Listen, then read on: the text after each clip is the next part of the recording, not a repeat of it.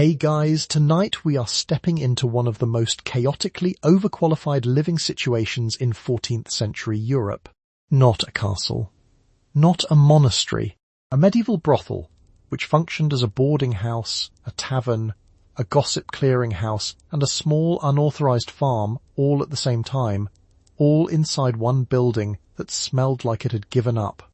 Not with knights, not with courtly romance, with a goat standing on your feet at dawn. If you enjoy this kind of slow, candle-flickery, historically specific chaos, take a moment to like the video and subscribe. And thank you to one of you for suggesting this one. Drop a comment telling me where you're watching from and what time it is, because I genuinely want to know who is lying awake thinking about medieval brothel logistics at this hour. Lights off. Blanket up.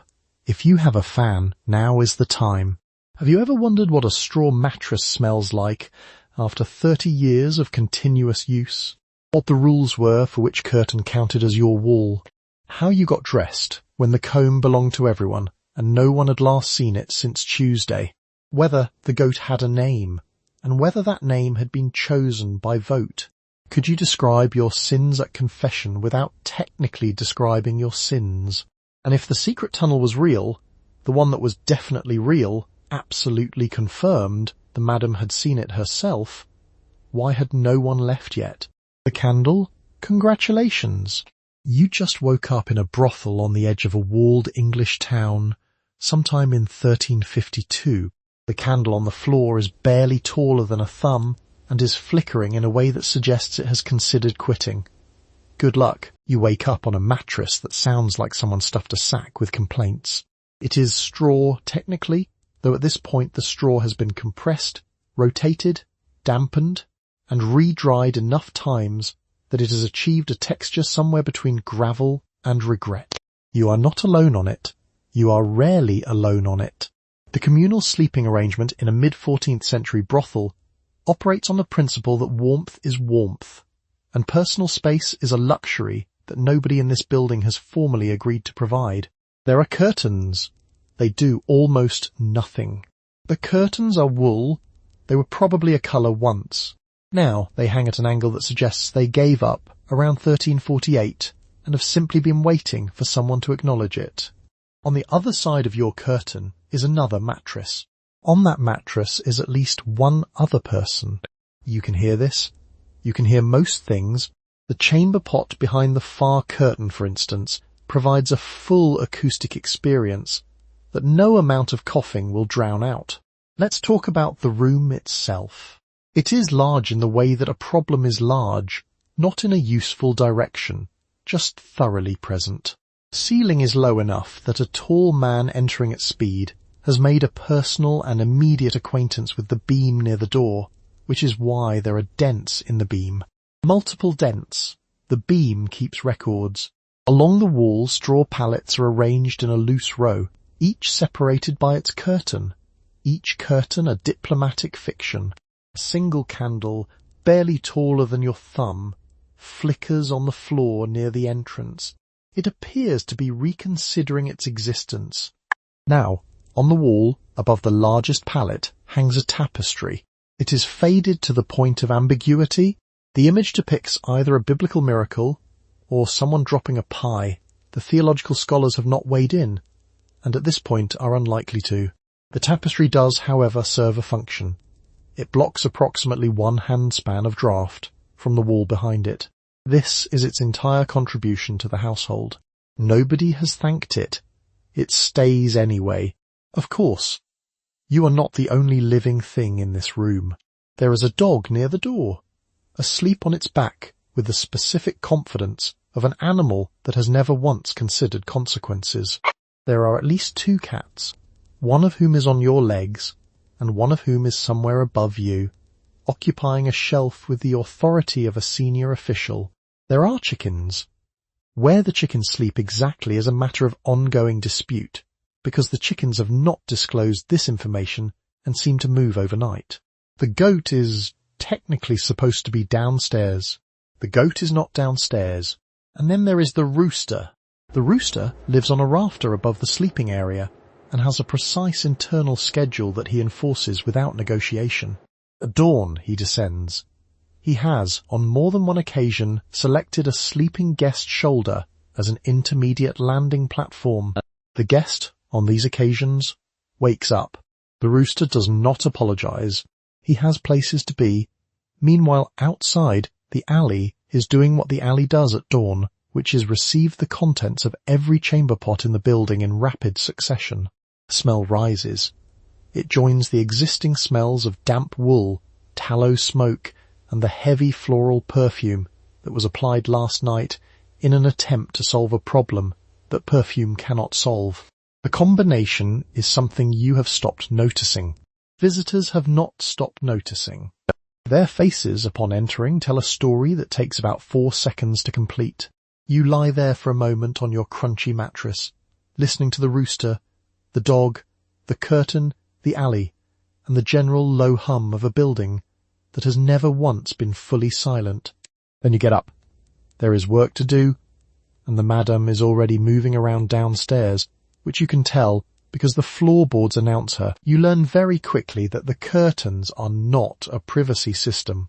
They are a suggestion, a gesture toward the concept of privacy, the medieval equivalent of a do not disturb sign that everyone can see but nobody feels obligated to respect.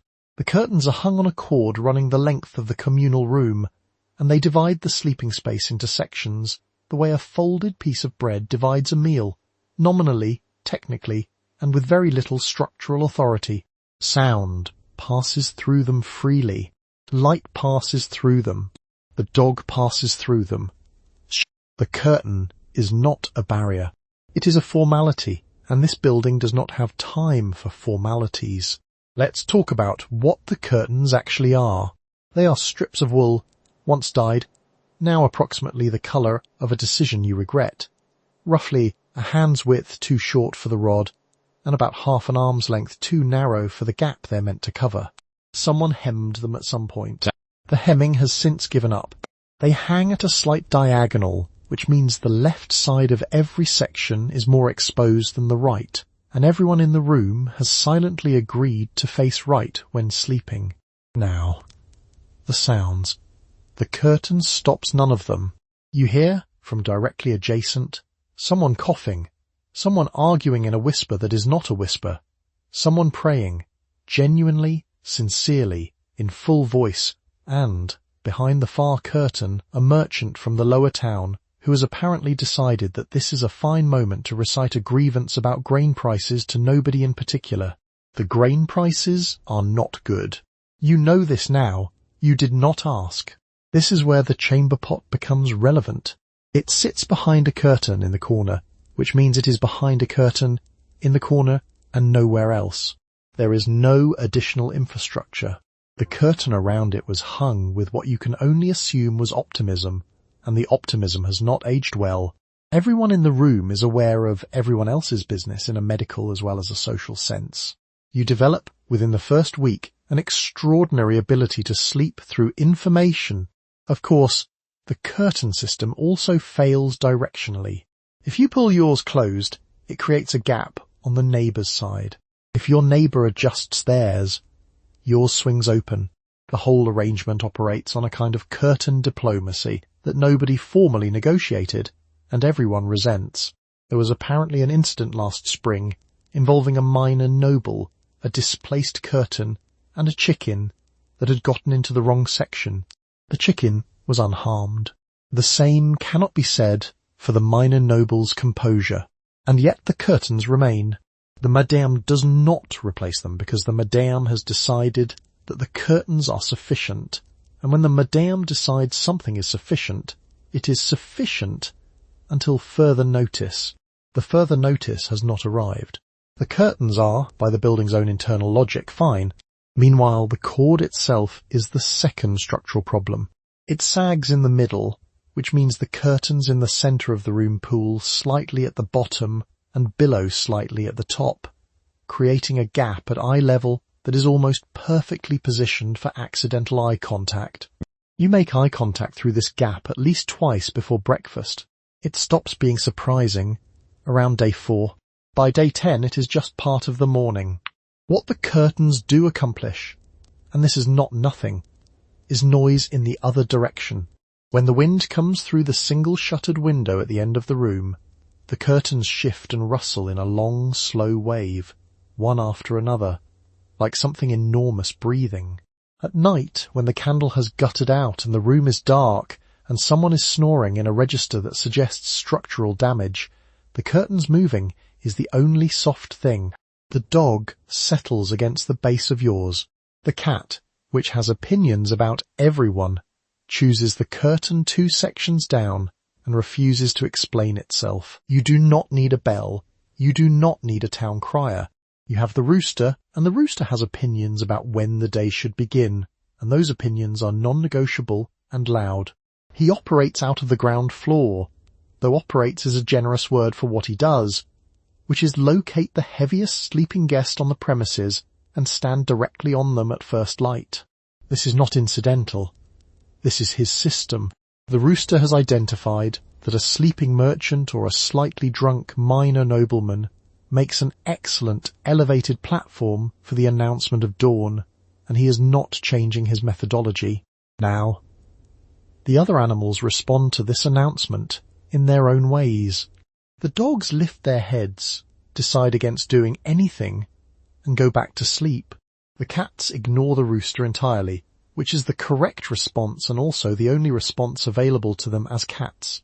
The 2 goats in the rear storage area hear the crowing and begin making their own sounds, which are not dawn sounds so much as grievance sounds, and the distinction does not matter because they are equally loud.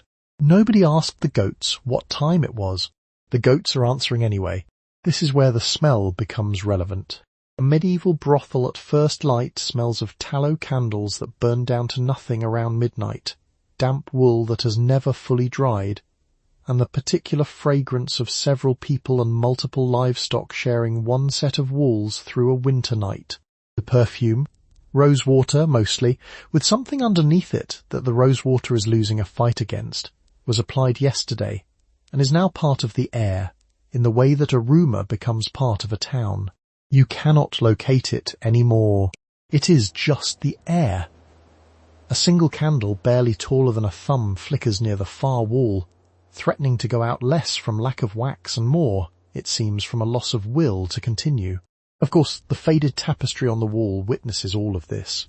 It has hung there long enough to have developed a position on the subject, which is indifference. The image on it depicts either a biblical miracle or someone dropping a pie at considerable height.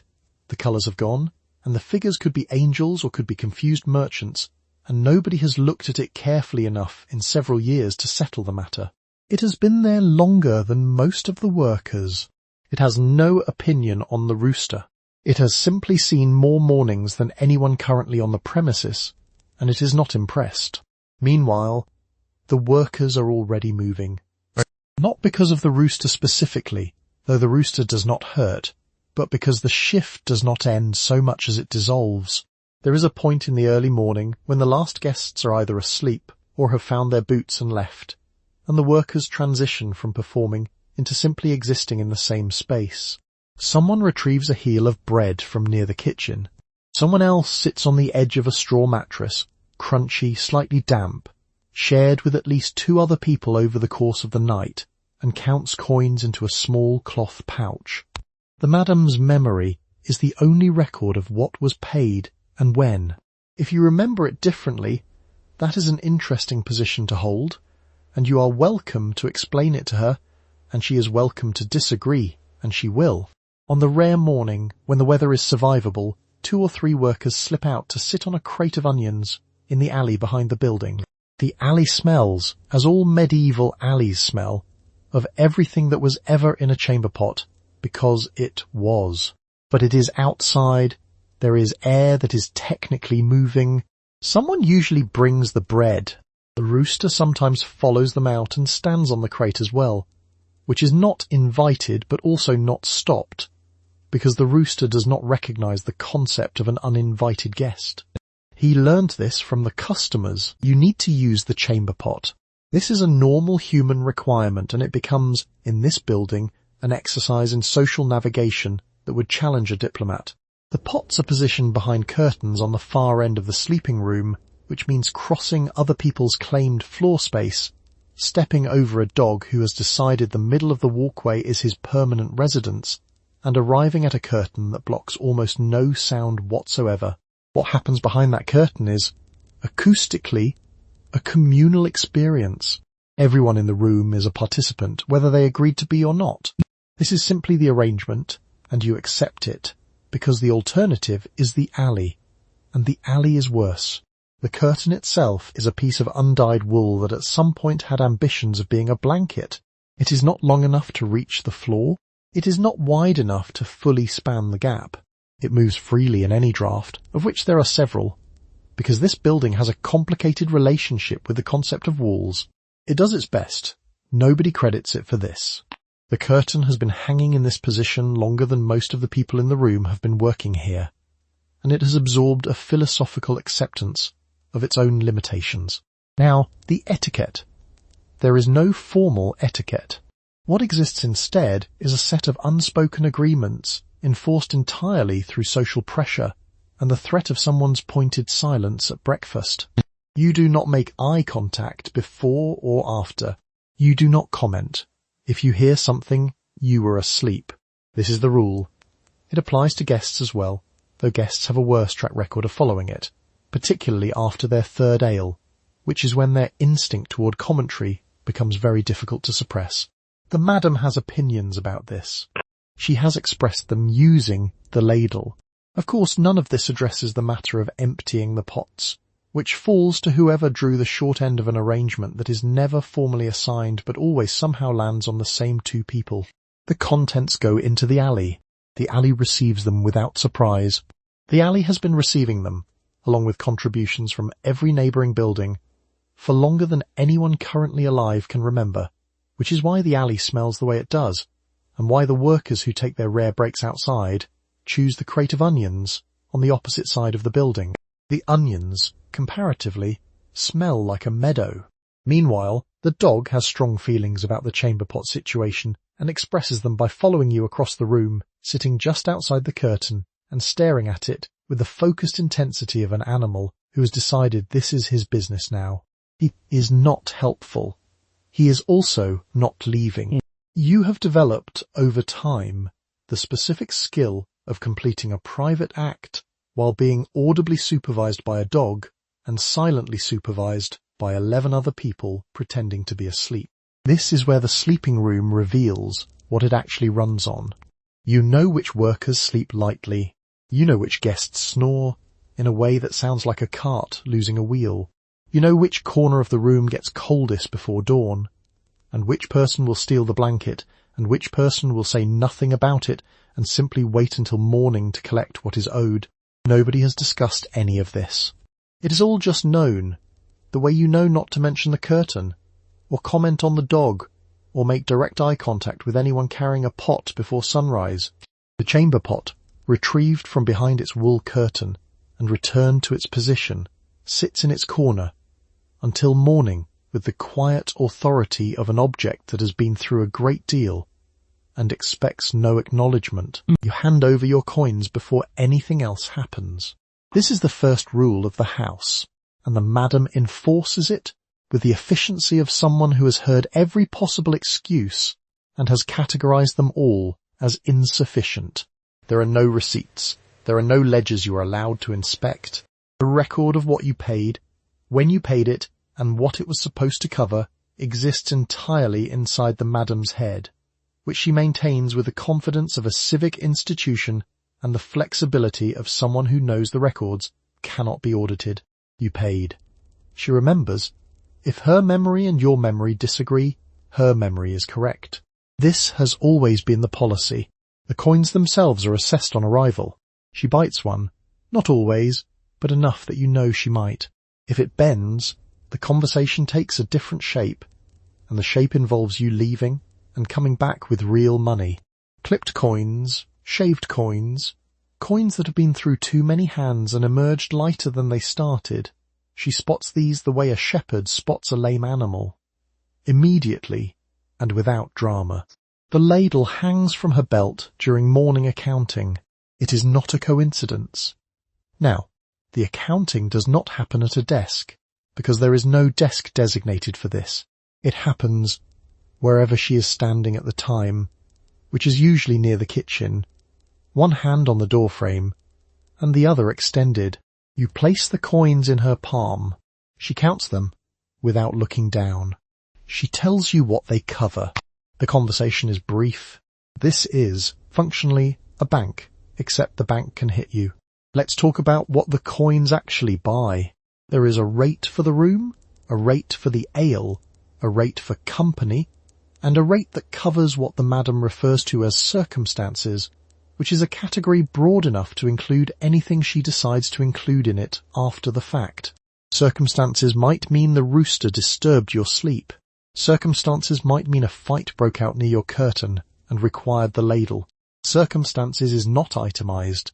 Circumstances is simply what you owe additionally, delivered with the tone of someone explaining a law of nature. Of course, the workers have their own accounting running in parallel. A portion of what you paid goes to the house. A portion stays with the worker, held somewhere on their person or hidden in a location the madam does not officially know about and does not officially look for. This arrangement is understood by everyone and discussed by no one. The madam takes what she takes. The rest disappears. The cat, which has been present for several of these transactions and has strong opinions about personal space, does not testify. This is where the morning gets complicated. If last night involved a merchant who paid generously, a soldier who paid less than agreed and required the ladle, and a minor clergyman who paid in full but left so quickly his cup was still warm, the madam has processed all three transactions with no written record and is now moving on to supervising breakfast. She will remember every detail until she doesn't need to anymore, and then she will forget with the same confidence she remembered. The clergyman, incidentally, will be back on Thursday. She remembers that too. You get dressed by feel, by memory, and by the judgment of whoever is standing nearest to you at the time. Mirrors exist in 1352, technically, but not in this building, not in this room, and not at this hour. You have a piece of polished metal somewhere probably, or you have a bucket of water if the light is good, and the light is not good, because the candles in this room burn down to stubs, so small they appear to be extinguishing themselves out of personal discouragement. Getting the laces right on your own is an optimistic project. Getting the laces right on someone else's back is a daily service you provide and receive in alternation, like a very quiet relay race with worse stakes. Let's talk about what you are actually putting on. There is a linen shift that lives closest to your body and has been washed recently enough that nobody mentions it. Over that goes a wool kirtle in a colour that was once described as deep rose by someone who either had very low standards or was being diplomatic about burgundy. The lacing runs up the back in a system that requires two people, reasonable cooperation, and roughly the patience of someone who has already had a full night's work and does not particularly feel like cooperating. You manage. You always manage. The wool smells faintly of the herbs someone tucked into the storage chest 3 months ago, and less faintly of everything else. Now, the hair. You do not have a comb. You have your fingers and a strip of linen, and a vague memory of what your hair looked like the last time you had a good look at it, which was summer, which was a while ago. The woman next to you is doing the same thing, working through tangles by feel, while simultaneously holding a candle stub at an angle that suggests either great confidence or no remaining fear of fire. Someone's braid catches on someone else's sleeve. There is a brief negotiation. The rooster, who has been watching all of this from his position on the window ledge, offers no assistance. Of course, there is perfume. There is always perfume. The bottle lives on a shelf next to a cracked cup and a small dried sprig of something that was definitely lavender and is now definitely not, and everyone uses it in the same order, which is also the same order as everything else in this room, informal, unspoken, and enforced through mild social consequence. The perfume is not subtle. It does not try to be. It is doing the structural work of a building, covering everything underneath it with a kind of aggressive optimism that you appreciate more than you would ever admit out loud. This is where the polished metal situation becomes genuinely inconvenient. You cannot check your own face. You cannot confirm that you look presentable, only that you feel approximately presentable, which is a different thing.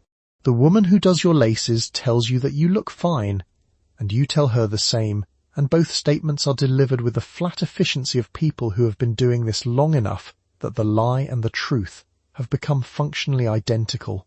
You smooth the front of the kirtle. You tuck the linen strip into place. You blow out the candle, because it was going to go out anyway, and you'd rather make it a decision. The rooster steps off the window ledge and onto the floor, and announces the morning to everyone in the building, and also, apparently, everyone on the street. Nobody asked him to do this. Chaya. He does it anyway, every day, with the commitment of someone who genuinely believes he is running the operation. You are ready. You are dressed. You have not seen your own face since the bucket caught good light in September.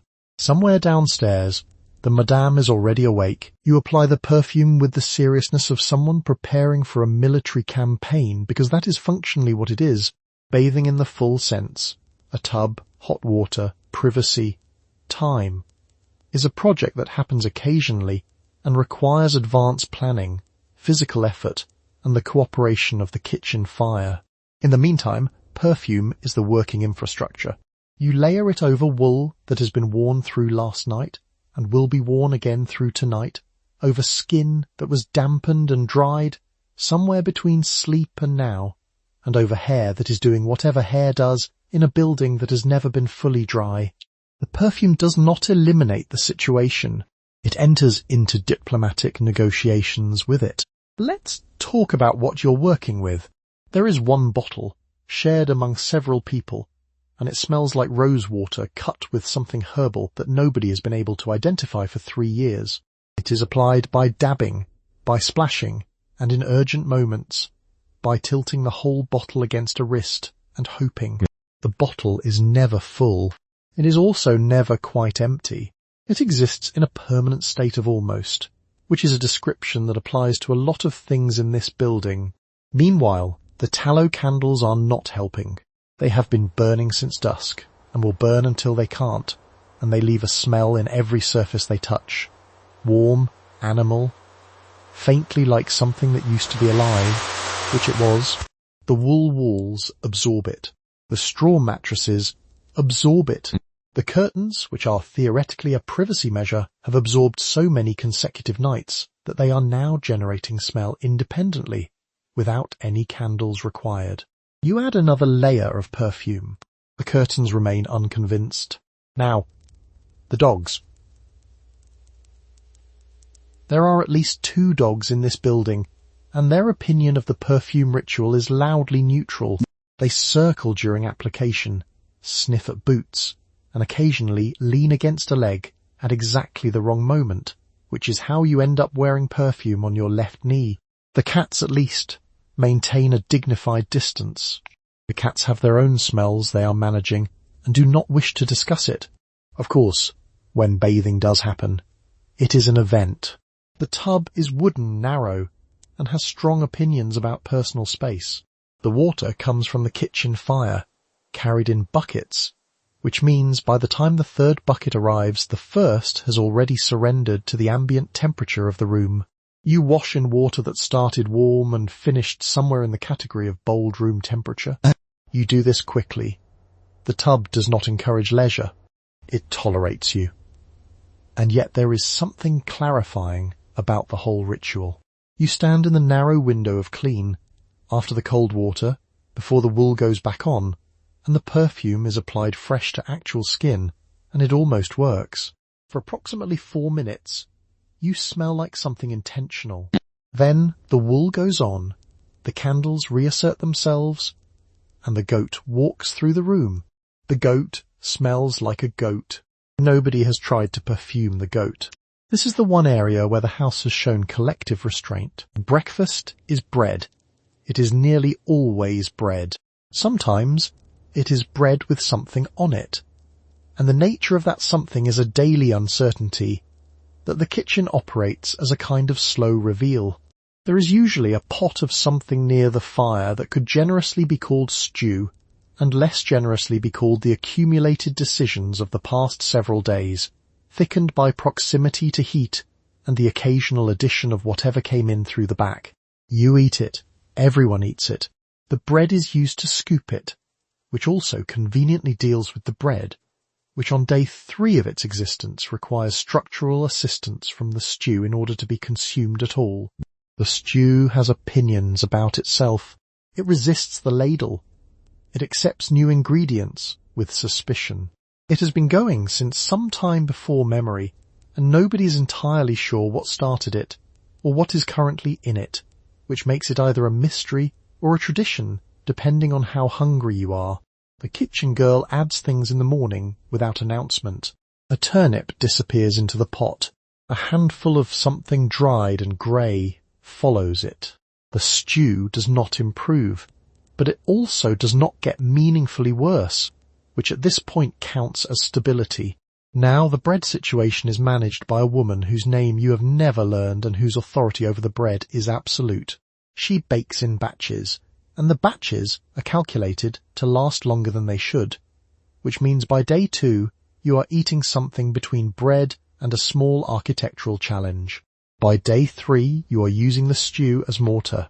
By day 4 you are using the bread primarily as a bowl, and then eating the bowl, and this is considered resourceful rather than desperate. It is resourceful. It is also desperate. Let's talk about the ale, because there is always ale. Ale is the one thing in this building that arrives fresh with some regularity. It is flat, it is brown, it is warm, and it is the closest thing this morning has to a luxury. You drink it from a cup that has been washed in the sense that someone has swirled water in it and made a decision. The ale is breakfast for some people in this building, and nobody thinks this is unusual, because in 1352 ale is safer than water, and considerably more cheerful, which is a sentence that could be embroidered on something. Of course, there is a debate every morning about the stew. The debate is not about whether the stew is good. Everyone has already made peace with that.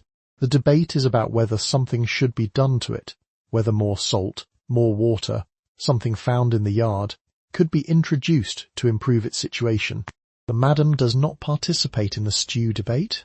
She eats her bread, drinks her ale, and watches the debate with the expression of a woman who has already decided what is going to happen and is waiting for everyone else to arrive at the same conclusion. Nobody adds anything to the stew without her implicit permission. This has never been stated out loud. Meanwhile, the animals are also eating breakfast. The dog gets scraps and considers this a satisfying outcome. The cat receives nothing and is furious about it in a sustained architectural way, draped across the breadcloth in silent protest. The chickens have found something in the corner that is either grain or a regret from last night, and they are handling it. The goat is simply present, which with the goat is already more than enough. You finish your bread, you scrape the bottom of your bowl with the remaining crust, and the crust wins. You push back from the table. Outside, the alley is already active. Someone has emptied a chamber pot into it, and the smell arriving through the gap under the door confirms that morning has fully arrived. The rooster on the windowsill looks at you. You look at the rooster. Neither of you seems particularly pleased with the arrangement. You share the building with a rotating cast of animals who have established territorial arrangements that predate your arrival and will outlast your tenure.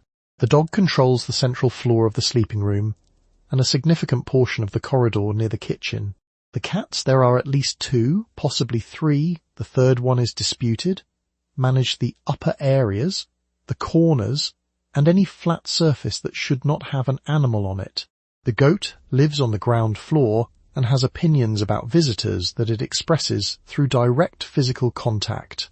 The chickens are everywhere and nowhere. You learn to move through the building by negotiating passage rather than assuming it. Let's talk about the dog.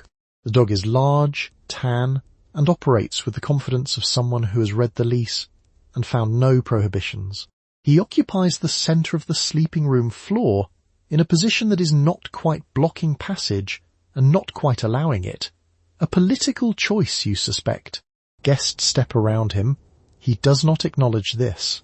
He is, in the technical sense, the most consistent authority figure in the building after the madam, and unlike the madam, he cannot be argued with using coin. The rooster is a separate matter entirely. He is not owned so much as tolerated, which is a distinction he does not appear to understand. His schedule is firm. He begins at dawn, at volume, from whatever surface he considers most acoustically advantageous. Last Tuesday it was a sleeping merchant's shoulder. The merchant woke mid-crow, sat upright, and was charged for the room regardless. The rooster had no position on this. He had already moved on to the windowsill. Now, the goat. The goat lives on the ground floor technically, but the goat interprets ground floor broadly. She has been found in the storeroom, adjacent to the ale casks, and once, memorably, at the top of the stairs in a posture suggesting she had been there for some time and was prepared to continue. She does not bite. She headbutts, which is different, and she reserves this for guests who smell of anxiety or carry bags that look interesting. This is, functionally, a more reliable screening process than anything else the building has in place. The cats do not hunt so much as supervise. They move through the upper areas of the house with the bearing of minor inspectors, pausing on ledges and window frames to evaluate the situation below. One of them, the grey one, has developed a particular interest in the voting sessions. During the last house election for favourite, she settled directly onto the cloth ballots and remained there for the duration of the count. The results were delayed. Nobody moved her. You do not move the grey cat. Of course, the chickens require a different framework entirely. They do not occupy territory, they circulate. You will find one in the sleeping room, one near the bread, one outside the door, and then the same one in all three places in rapid succession, because tracking a chicken requires a commitment to focus that nobody in this building currently has. They contribute eggs on an irregular schedule that follows no logic you have been able to identify. The kitchen treats each egg as a minor event. Meanwhile, a man arrives tonight wound tight from the docks, bags in hand, jaw set. He navigates the goat at the entrance, steps over the dog twice, reassesses his evening when the grey cat occupies his preferred chair, and locates a chicken in his boot. By the time he reaches his room, he has revised his expectations several times and forgotten what he was tense about. He tips generously in the morning. The goat does not receive any of it when a fight breaks out, and fights break out because you have put tired men, cheap ale, competitive egos, and a confined space together in the dark.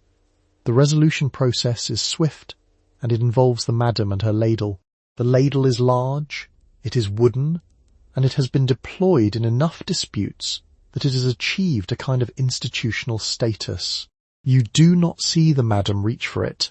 You see the fight, and then you hear the ladle, and by the time you've registered what's happening, the combatants are already separated and standing at different ends of the room, reconsidering their choices. The ladle does not negotiate. It concludes. Now the madam herself, she is not large in the way that intimidates at first glance. She is large in the way that makes you remember she has seen everything you are currently doing at least 40 times before, and was not impressed the first time. She keeps the house accounts in her head because there is no paper system that would survive the environment, and she has not once been successfully shortchanged, which is more than you can say for several municipal tax offices operating at the same time with actual clerks. This is where her authority becomes interesting. She does not govern through rules posted on a wall. She governs through memory, reputation, and the understanding that she has a complete record of what everyone in the room has done, said, owed, and lied about going back several years. A merchant who arrives with a fake name and a story about being a cloth trader gets exactly as much privacy as the madam decides to give him. She decides by mood. She decides by what he ordered to drink. The ladle is just the part that is visible. Of course, most conflicts do not reach ladle level.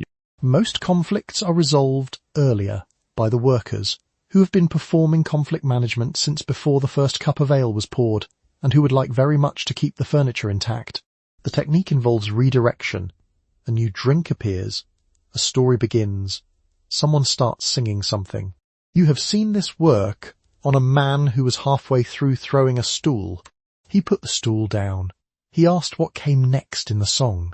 This is a professional skill. It does not appear on any guild record. The customers who cause the most trouble are not generally the drunk ones. The drunk ones fall asleep or become philosophical. The troublesome customers are the ones who have decided they are not being shown sufficient respect, which is a calculation that varies wildly by person and cannot be predicted from the outside. A minor merchant from 3 streets over can walk in with the grievance load of a man who has been wronged by an entire continent. The madam sees him coming. She has seen him coming every time. She adjusts her approach the way a ship adjusts for weather, not with alarm, just with mild course correction, and one hand resting near the ladle. Meanwhile, the ladle has its own reputation in the neighbourhood. There is a version of events passed between alehouses and market stalls in which it has broken up a knife fight, ended a property dispute, and once convinced a soldier to apologise to a cat. The cat's involvement in this last story varies depending on who tells it. Madam has not confirmed or denied any of it. Silence, she has found, is more useful than accuracy. And yet by the end of the night, the room settles. The men who were separated are sometimes drinking together again, because the ale is the same ale and the night is still the same night. Madame sits near the door with her cup, watching the room the way a harbour master watches a pier. Not warmly, not coldly, just attentively. She refills her cup when she wants to. Nobody asks if she needs anything. They already know the answer. You can identify the regulars before they open their mouths, because regulars in any establishment in any century arrive in recognizable categories, and these categories are consistent enough to plan around. The merchant wants to talk first, and at length about his journey, the prices at the last market, and a grievance involving a toll road that you will hear in full whether or not you signal interest. The soldier wants to drink, then drink more, then become briefly philosophical about death, in a way that is moving the first time and considerably less so by the 4th visit this month. The minor noble wants everyone to know he is a minor noble. The clerk wants everyone to not know he is a clerk. Let's talk about the clergy. They arrive after dark, hood up, walk close to the wall, and select a seat with their back to the door. They order ale in a quiet voice, and do not make eye contact with anyone they might encounter again before Sunday.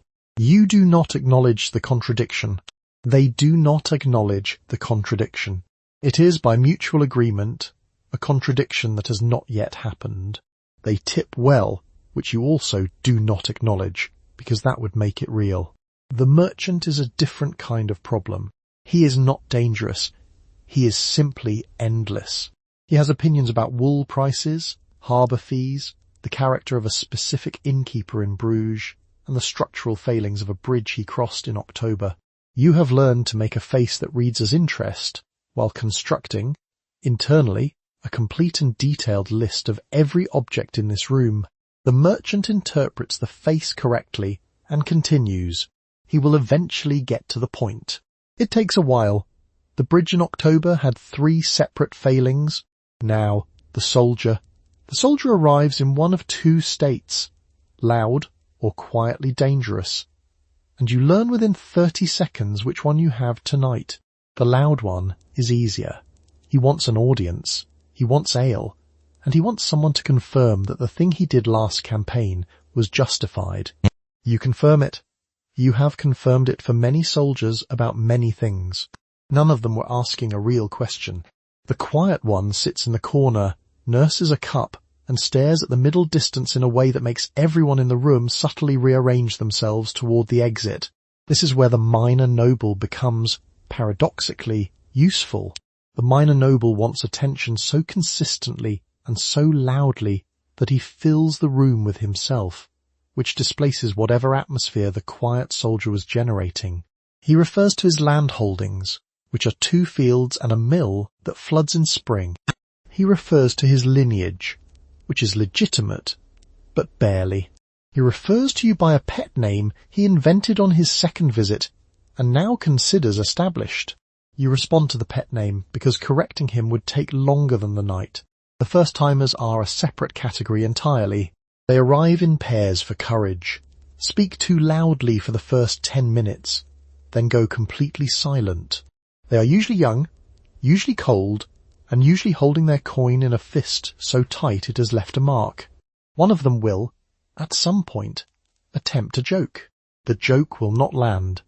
His friend will laugh anyway, because that is what the friend is there for.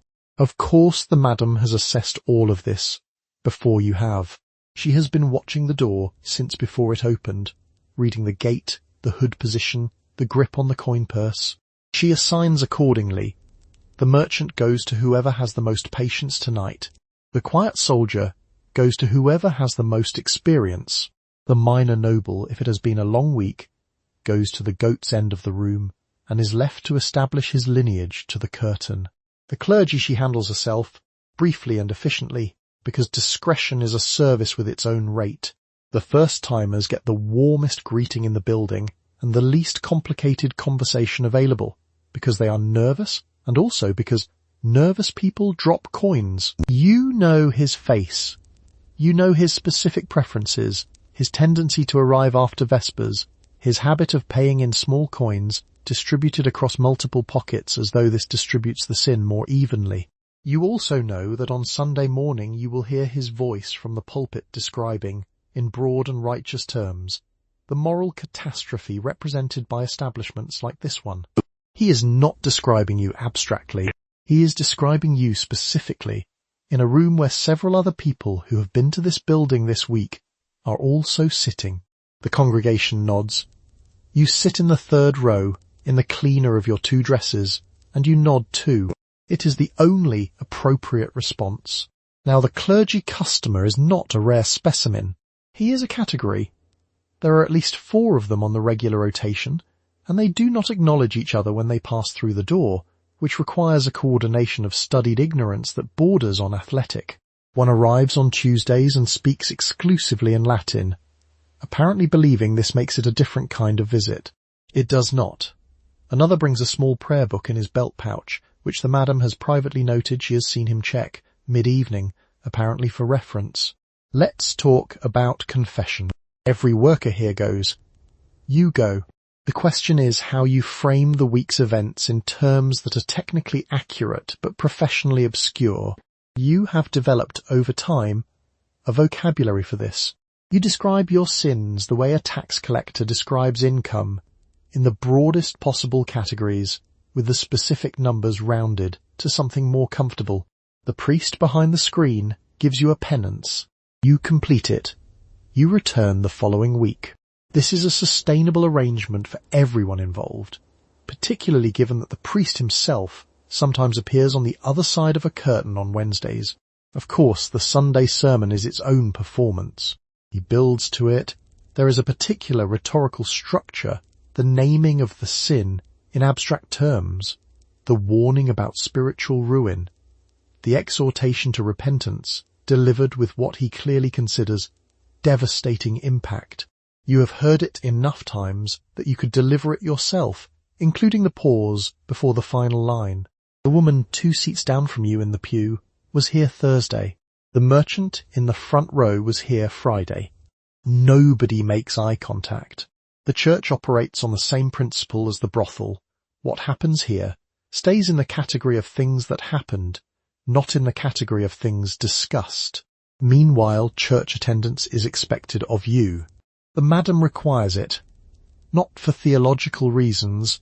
She is practical about theology the way she is practical about everything, but because a worker who attends Sunday services is a worker who appears to be a respectable person adjacent to a disreputable establishment rather than a disreputable person inside one. The distinction matters to the neighbourhood. You sit in the third row specifically, not the back which signals guilt. Say so guilt. Not the front which signals ambition. The third row signals that you are simply a person who attends church, which is all anyone can officially ask. And yet the singing is genuinely good. 3 of the workers here have better voices than the actual choir, and 2 of them are aware of this. One has been quietly singing the alto part from the 3rd row for 2 years, and has received compliments from the choir master, who does not know her professionally, and, if informed, would likely require a moment to sit down. She keeps attending, she keeps singing. The choir master keeps complimenting her diction. After the service, you walk back. The clergy customer passes you on the road without acknowledgement, which is the agreed-upon arrangement, and also the only version of this that functions for anyone. You return to the building. The goat is standing on the table again. The rooster is on the windowsill.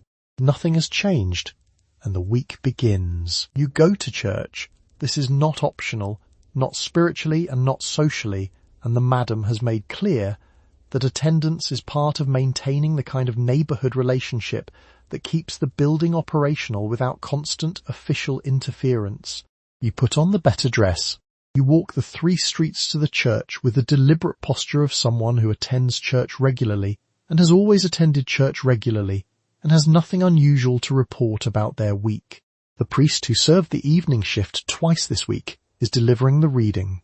He does not look at you. You do not look at him. This is the arrangement, and it works because everyone has agreed, silently and completely, to commit to it. Now the middle row is where you sit, not the front, which signals ambition, not the back, which signals guilt. EDAT. The middle row is the row of people who are present and accounted for and would prefer not to be examined too closely. Half the brothel is in the middle row. You recognize 3 of them by their shoes. The sermon this morning is about sin, specifically about the corrupting influence of certain establishments that operate after dark in certain neighbourhoods, a phrase the priest delivers while looking at no one in particular and everyone in general. You study the tapestry on the far wall. It depicts either the miraculous feeding of the multitude or someone dropping a very large pie. The painter was working through something, and the resolution is unclear. You focus on it for the duration of the relevant passage. Schoss. Of course the candles are lit by the time he gets to the good part. Small votives, barely taller than a thumb, guttering in the draught from the doors. They flicker at the exact moment the priest says carnal. This is not meaningful. The draught comes from the east, but the woman sitting next to you inhales sharply anyway, and you both spend a moment not catching each other's eye. Let's talk about the singing. The church choir is undermanned, and the choir master knows it, which is how 2 workers from the brothel end up in it by December of most years, because you can actually carry a tune and you show up. This is not discussed openly. It is simply a thing that happens, like the way the goat gets into the grain. The choir master writes your names in his ledger under a column marked supplementary voices, and everyone moves forward. And yet the part nobody acknowledges is that church works. Not in a conversion sense. In a practical bodily sense, the cold stone, the low light, the droning rhythm of the Latin. You sit for an hour. Nobody asks you for anything. Nobody needs a drink refilled, or a fight mediated, or a story told. You are required only to be upright and present. This is, for 1 hour, enough. You light a candle at the small shrine near the side door on your way out. You have been lighting a candle at this shrine for 2 years. The shrine is to a saint whose name you have never confirmed, because the painted inscription is faded, and you have not wanted to ask. She looks patient. That is sufficient. You drop in your coin, say the words you say, and walk back out into the street, where the smell of the alley reasserts itself immediately and completely, and 3 people you know from the previous evening are already at work across the square. The madam is waiting when you return. She does not ask how it went. She notes that you are back, notes the time, and returns to her accounts. Attendance logged, reputation maintained. The building continues to operate without constant official interference, which is the whole point, and always has been. Confession is a regular feature of your schedule, and you have developed over time a vocabulary for it that is accurate enough to be honest and vague enough to be survivable. You describe your week in the language of general moral difficulty and spiritual struggle, using phrases that are technically correct. You have indeed sinned multiple times, in ways that could be described as lapses of judgment, without providing the kind of specificity that would require the priest to do anything official about it. The priest, who may or may not know exactly where you work, receives this information with the practiced expression of someone processing a familiar category of problem. He assigns penance. You accept it. You will be back next week with a similar report. Let's talk about the vocabulary itself, because it has been refined over months of weekly practice into something genuinely impressive. You have learned that I have been impure in thought and deed covers an enormous range of situations without triggering a follow-up question. I have failed to honour my body as a vessel is similarly load-bearing. I have been in the company of those whose intentions were not godly is technically true of every single night of your adult life, but it lands as a vague spiritual complaint rather than a scheduling problem. You have essentially developed a professional dialect. Lawyers do something similar, but they charge more. The priest on the other end of this arrangement is not naive.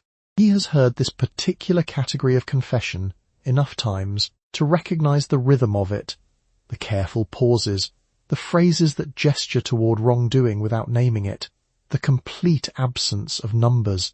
He does not push. You do not elaborate. The unspoken agreement between you is that God presumably has access to the details and can sort it out from there, and neither of you needs to be in the room for that conversation. He says 3 Hail Marys. You say 3 Hail Marys. The transaction is complete. Now, the penance itself is a practical item on your weekly schedule. You fit it in. You say the prayers, usually on your knees on the cold stone floor of the church, which doubles as a genuine physical inconvenience and what the church would describe as an appropriate posture for reflection. The stone is always cold. This is perhaps the only consistent feature of the spiritual experience. You finish, stand up, brush the grit off your knees, and go back to work. Of course, some weeks are more complicated than others. There was the week the merchant from the cloth district cried for 40 minutes and wanted to know if you thought God could forgive anyone, specifically him, for reasons he would not specify. You said yes with the confidence of someone who has had this conversation before. You are not a priest, but you have logged more hours in this pastoral register than most deacons. Nobody gave you a title for it. The madam, for her part, views confession as a maintenance activity, like checking the thatch or rinsing the ale cups. It keeps the workers functional, she says, which is a management philosophy with a certain bleak efficiency to it. She has never explained whether she goes herself. She has also never explained the tunnel. Some questions you simply do not ask. Back in the pew after penance, you occasionally end up seated 2 rows behind the priest's regular customers, none of whom acknowledge you. You do not acknowledge them either. The choir, which includes 2 of your co-workers, sings something about mercy. They are genuinely good. The sound fills the church, which is cold and tall and smells of old wax.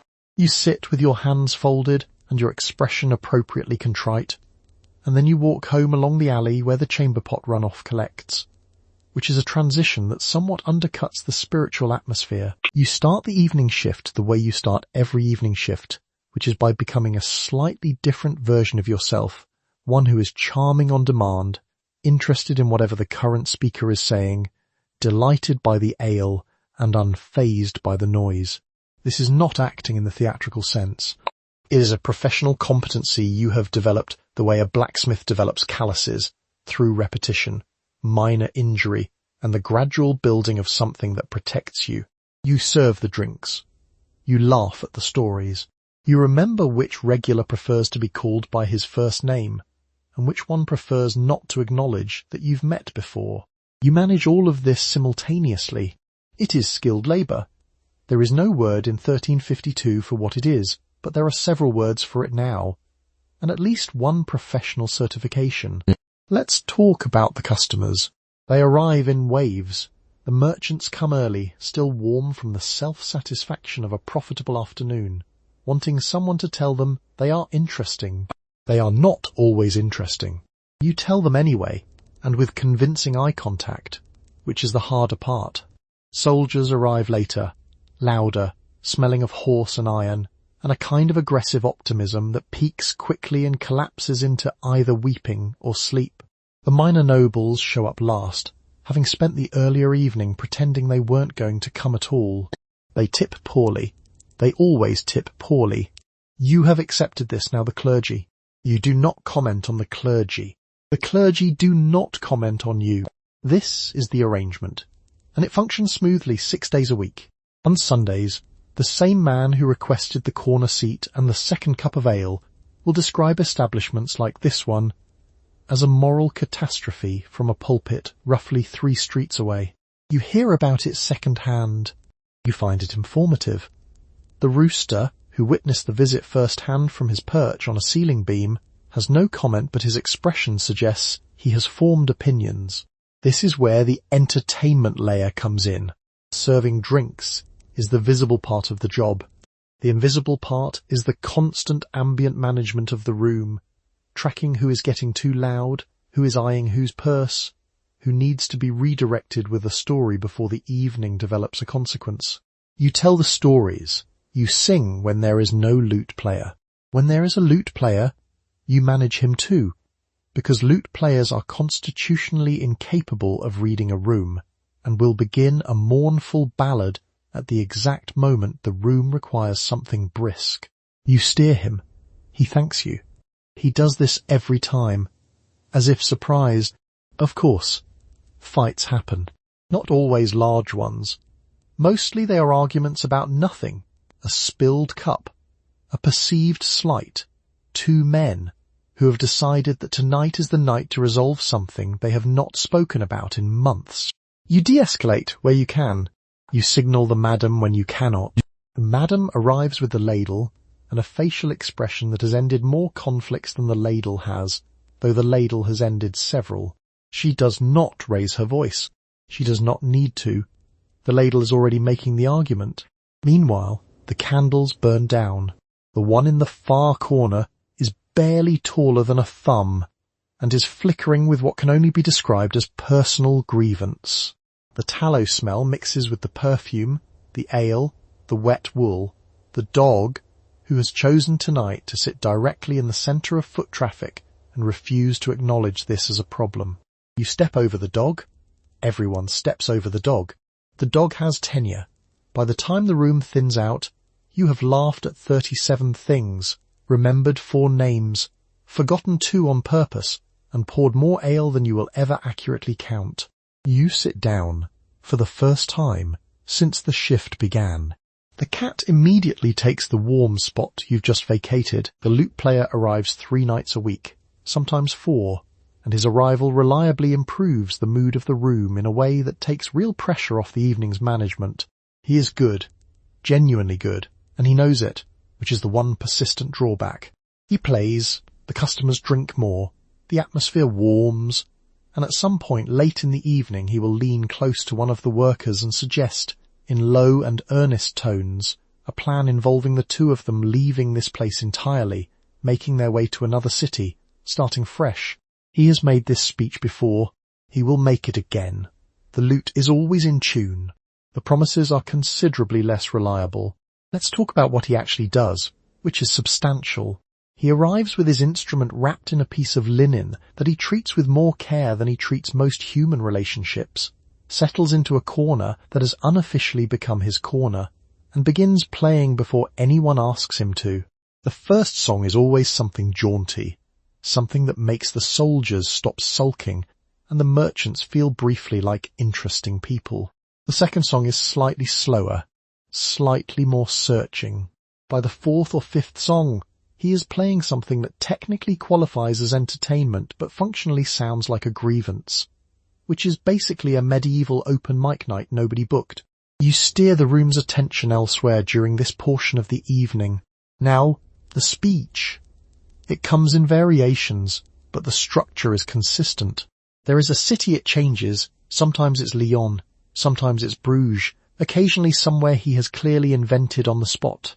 There is a plan which is loose enough to survive almost no scrutiny.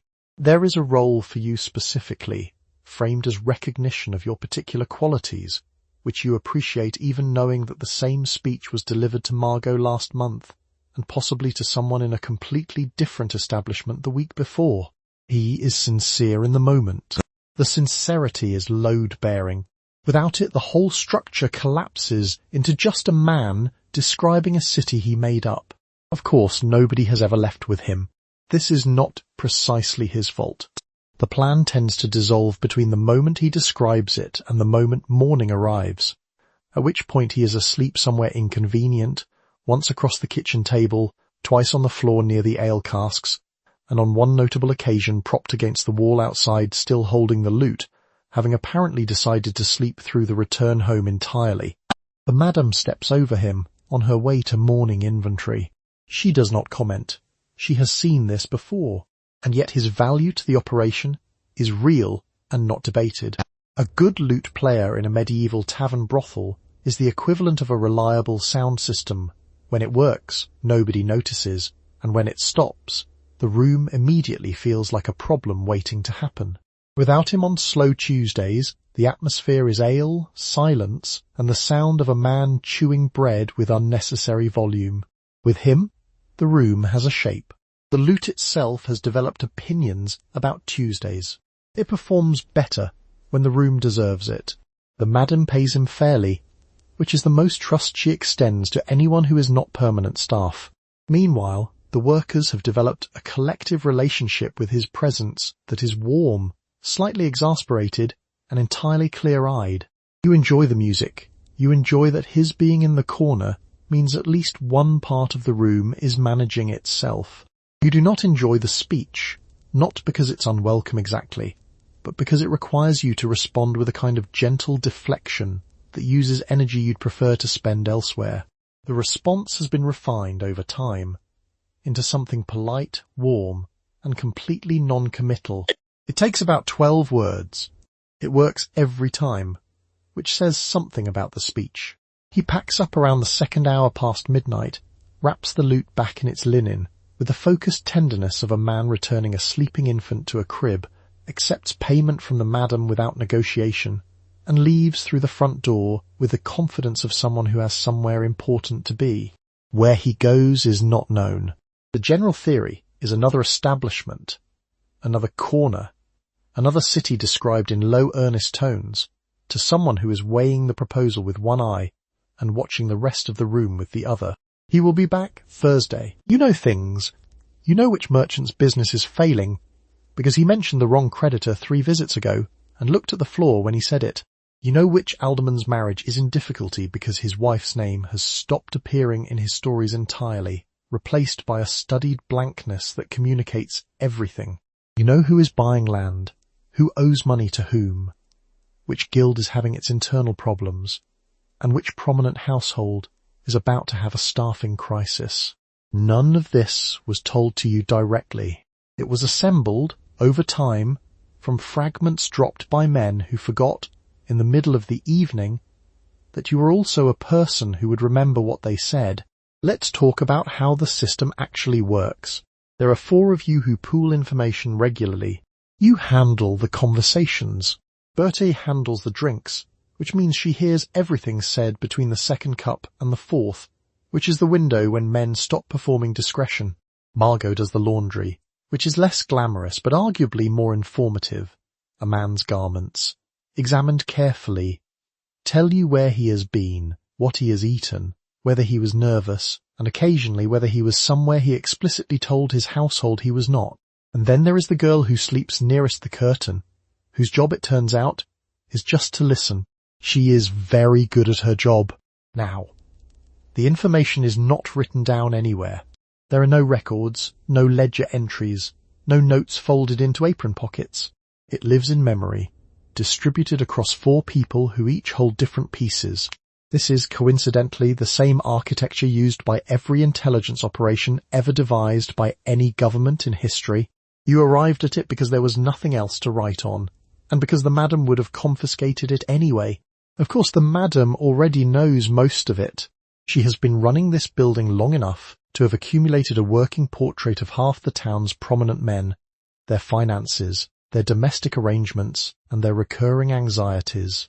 She does not share what she knows.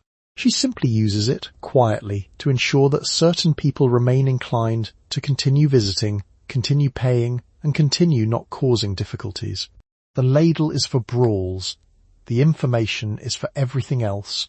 This is where the clergy become interesting. A priest arrives on Thursday, condemns the institution from the pulpit on Sunday, and returns the following Thursday having apparently resolved the contradiction internally. You have heard 3 different versions of the theological framework he uses to justify this. None of them are consistent. You do not mention this. You pour the drink and file the information under useful. Meanwhile, Berthe has learned that a minor noble 2 streets over is quietly selling furniture. She knows this because his steward mentioned it while explaining why he could only afford half the usual rate, which he then paid in full anyway, out of what appeared to be shame. Shame is a reliable revenue stream. The steward does not know that Berthe knows. He also does not know that you know, or that Margot confirmed it through separate channels, involving a particularly telling tablecloth. And yet none of this information goes anywhere useful in any official sense. There is no newspaper. There is no messenger system you have access to.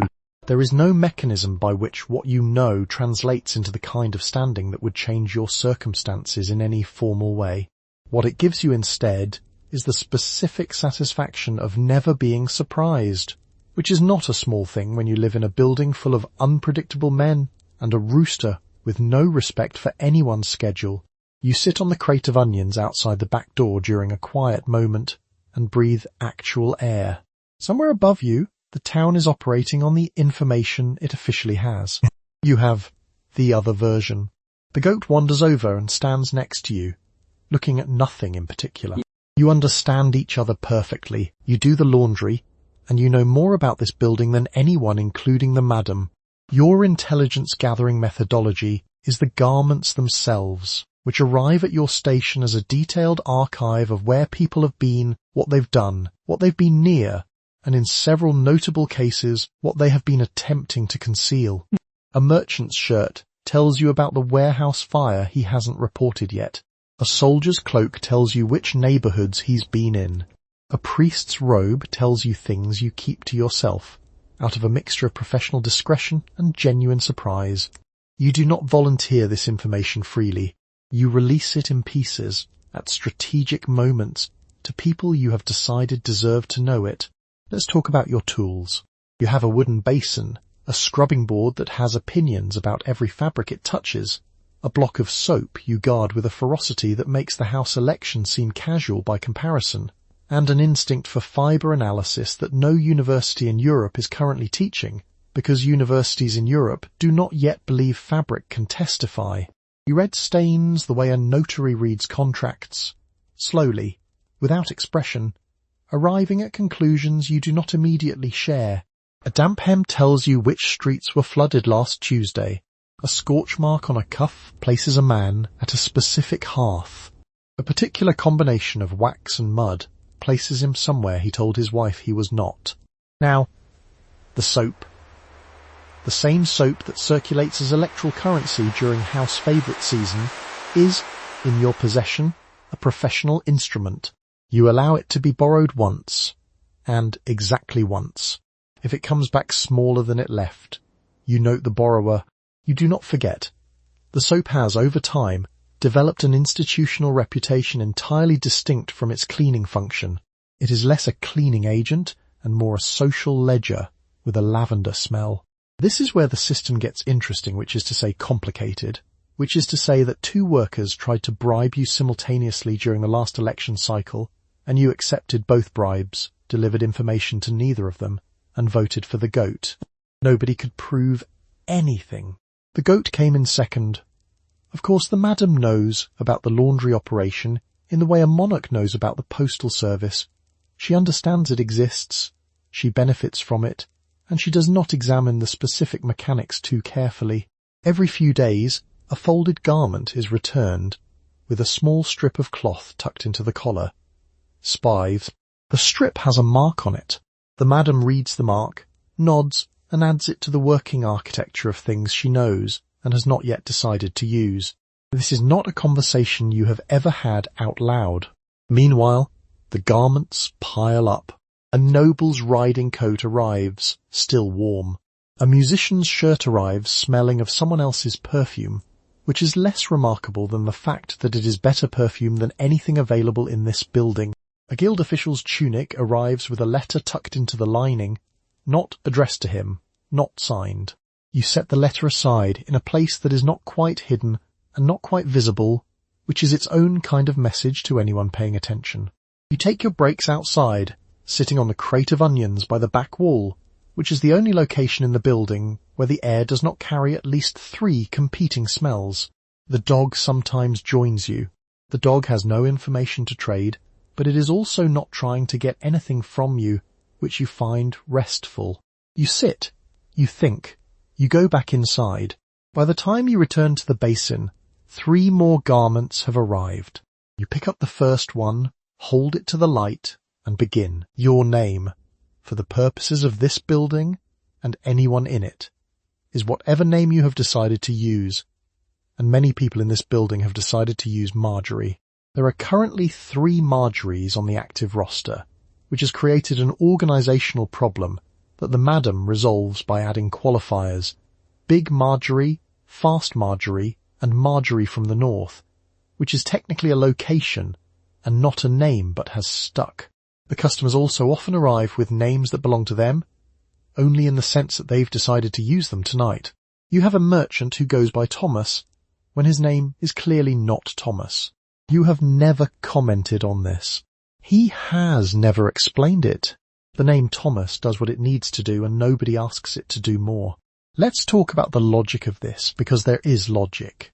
A false name in this building functions the same way a coat hook does. It holds things. It holds your actual life outside, your actual wife, your actual position in an actual guild, your actual priest who will see you at Mass in 4 days. The name Thomas goes up on the hook when you walk in. You retrieve it when you leave. The coat hook does not judge you. The name Thomas has no opinions. Of course, the workers have names too, and theirs are similarly negotiated. You went with something softer, something a customer could say easily across a noisy room without having to think about it. Your real name is still your real name. You use it with Fast Marjorie when you're sitting on the onion crates in the alley, and with the cook when she owes you a bowl of something hot, and sometimes late at night when you're talking to the candle. In here, though, you're whoever helps the evening go smoothly. That version of you has a consistent name, a consistent smile, and a consistent patience for men named Thomas who find it very important that you know they're called Thomas.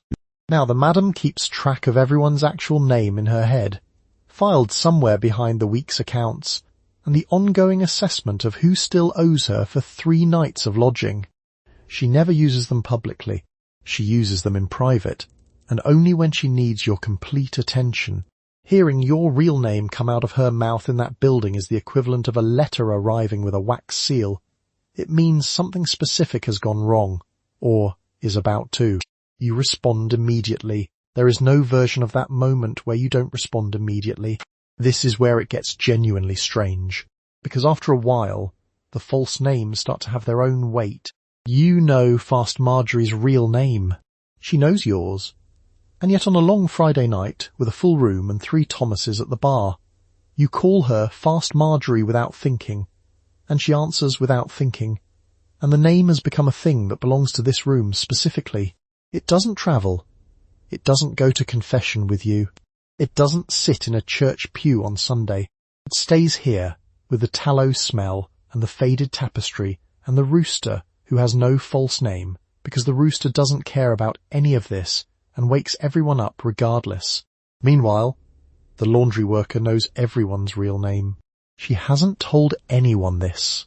She also hasn't needed to. Money changes hands in this building the way secrets change hands, quickly, without documentation, and with the mutual understanding that disputing it later is not going to go well for you. You receive coins up front, always, because the alternative is receiving nothing at all after the fact. which has happened enough times in the history of this profession to have become a founding principle of how it operates. The madam counts. She does not write it down. She carries the running total in her head, with the precision of a tax collector and the authority of one who controls access to the building, the food, the sleeping space, and the good candles. You do not dispute the madam's count, not because you can't, because you've seen what happens when someone does. Let's talk about the coins themselves. They arrive in various conditions, clipped at the edges, worn so smooth the face is barely a suggestion, occasionally damp in a way you do not investigate. A customer might produce a handful with theatrical confidence, as though paying for something at a market stall and expecting change. There is no change. The price is the price, which the madam has set and recalibrated based on factors she does not explain to anyone, including you. Asking why the rate shifted last Tuesday is technically permitted. It accomplishes nothing. Now the madam's memory is the only ledger that exists. No receipts, no tallies scratched into a board, no witness required. She knows how many customers came through on a Wednesday in November, which workers they saw, how long they stayed, and whether they underpaid by half a farthing. That last one she mentions later, at dinner, without looking up from the stew. The offending party is not present. The point is still made. This is basically a credit system run entirely on social terror, which is not so different from a bank, except the bank has a door you can leave through. This is where it gets interesting. You have no way to verify her count against your own earnings, because keeping a private tally is considered presumptuous, and also because coins hidden in a straw mattress have a way of being discovered by the laundry worker, the cat, or both. Your share arrives when the madam decides it arrives. It is usually accurate. It is occasionally less than expected. The explanation, if one is offered, is brief and final. You file this under things you accept, alongside the rooster and the smell. Of course, some customers try to negotiate. They arrive with elaborate reasoning, a long journey, a poor harvest, a wife who does not understand them. This one comes up more than you would expect, and they present these as mitigating factors in the price discussion. The madam listens. She nods. She quotes the original price. The customer pays. The entire ritual takes about 4 minutes and changes nothing, but it appears to be emotionally necessary for all involved.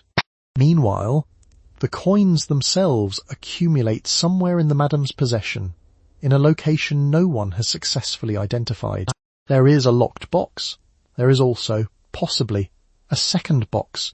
There is a rumour about a third location involving a loose stone near the kitchen hearth, which may be true, or may be something the madam started herself to keep people looking in the wrong direction. She has, on at least one occasion, paid a debt in exact coin within 30 seconds of being asked, which means the money is nearby, accessible and organised in a way that a person with no written records should not be able to manage. Nobody comments on this. Everyone quietly respects it. Somewhere around the 3rd hour of the evening shift, when the ale has been refilled twice, and the merchant is still talking about the toll road, you have the fantasy. It is a specific and well-rehearsed fantasy at this point, and it comes in several editions. In the first edition, you marry a customer, a decent one, a quiet one who owns land and has the grace not to talk about it constantly. In the second edition, you leave with the lute player, which you know is a poor plan, but which has the advantage of involving music. In the third edition, you learn a trade, a specific trade, something with clay or wool, and simply become a different kind of person in a different kind of building. In the fourth edition, you find the tunnel. The tunnel is the madam's contribution to the fantasy economy. It supposedly runs beneath the cellar, through the foundation stones, and out somewhere unspecified, a field, a river, a better life. It depends on who is telling the story. The madam has never confirmed it. She has also never denied it. She mentions it once every few months, usually when morale dips below functional, and then allows the rumour to do the rest of the work. It is an extremely efficient management strategy. You have not actually looked for it, mostly because looking would mean going into the cellar, and the cellar has the goat. Now, the loot player edition of the fantasy is the most popular and the most obviously doomed. Loot players are romanticized in the way that all people are romanticized when they are holding an instrument and not yet required to do anything practical. In reality, loot players travel constantly, sleep badly, and earn less than you do.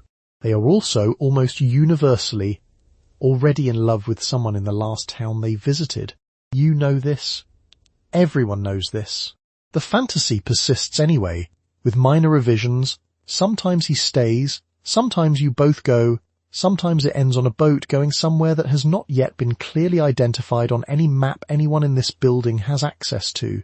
The marriage edition has its own complications. The decent customers, the quiet ones, are quiet because they have wives. This is a pattern you have observed with enough consistency that it has stopped being surprising and started being data. The loud ones are occasionally unmarried. They are loud for reasons that become clear quickly. One of them proposed to a curtain rod last winter, genuinely, after 4 ales, and the curtain rod did not decline so much as simply remain a curtain rod.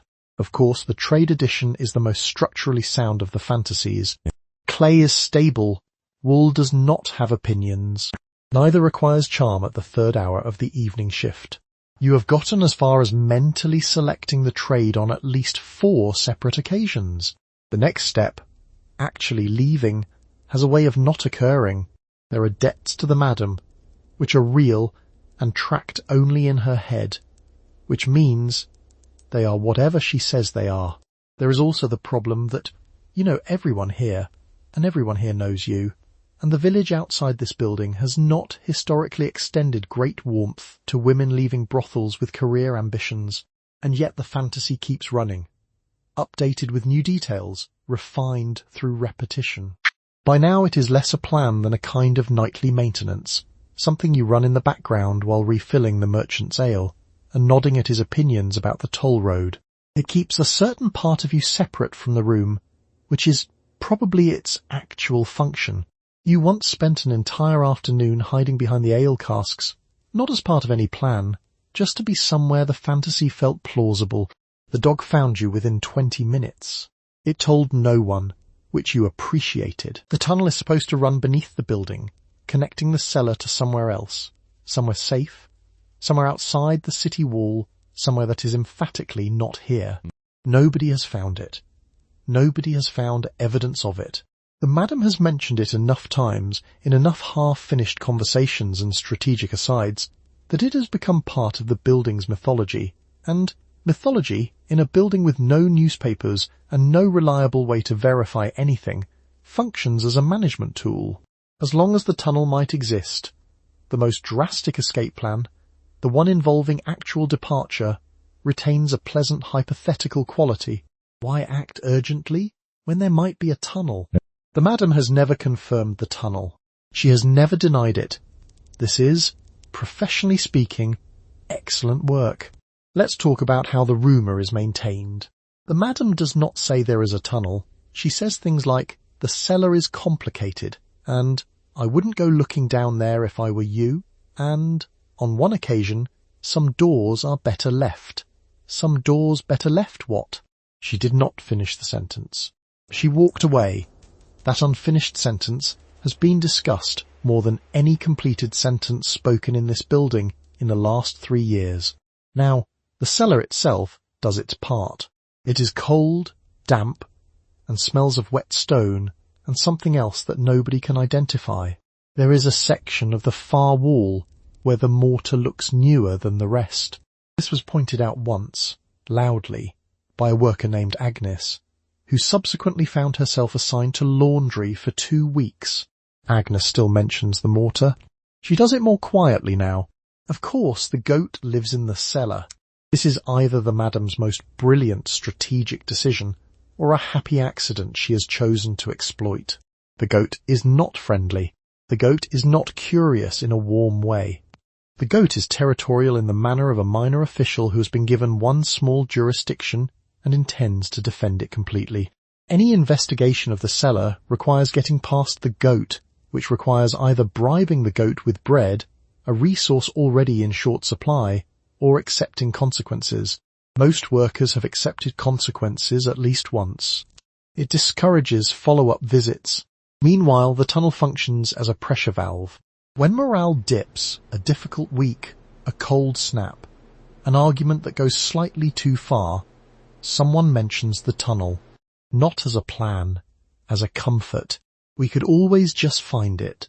Someone says, in the same tone you might say, we could always move somewhere warmer.